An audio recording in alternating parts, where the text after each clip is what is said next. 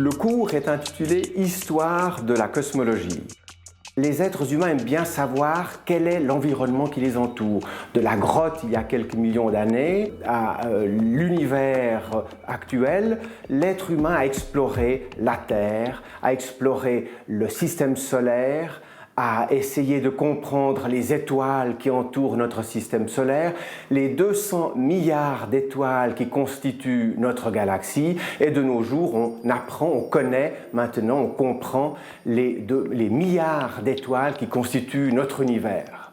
Nous ne parlerons pas en fait dans le cours des multiples mythes qui ont été inventés pour expliquer de façon plus ou moins poétique la naissance du monde. Nous nous attacherons à des descriptions scientifiques, donc Copernic, et ensuite des génies tels que Kepler, tels que Galilée, probablement un des plus grands physiciens de tous les temps, Newton, Einstein, vont façonner notre compréhension actuelle de l'univers.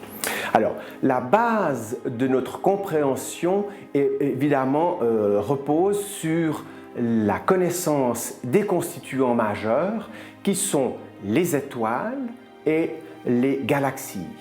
Notre étoile, évidemment, c'est le Soleil, donc la masse de l'univers est essentiellement constituée par les étoiles qui, lorsqu'elles sont groupées en d'énormes essaims tels notre galaxie, 200 milliards d'étoiles environ, constituent une galaxie et notre univers contient des milliards de galaxies.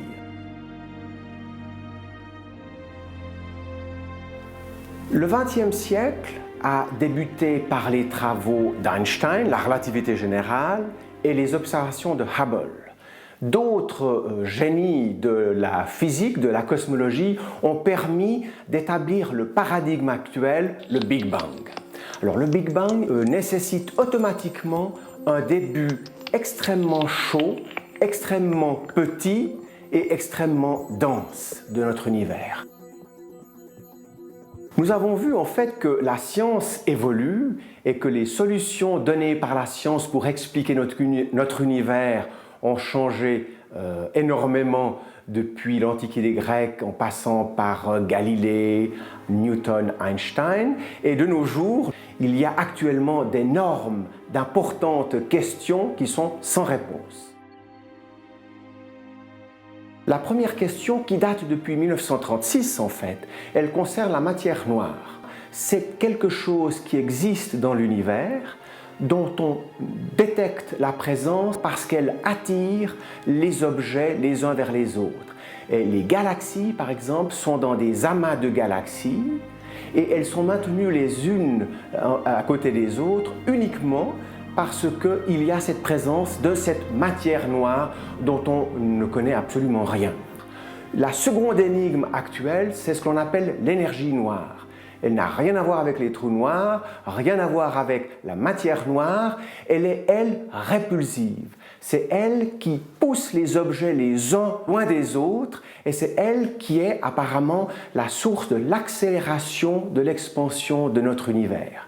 Alors, pour suivre le cours de l'histoire de la cosmologie, il ne faut pas avoir d'intérêt fortement exprimé en mathématiques ou en physique.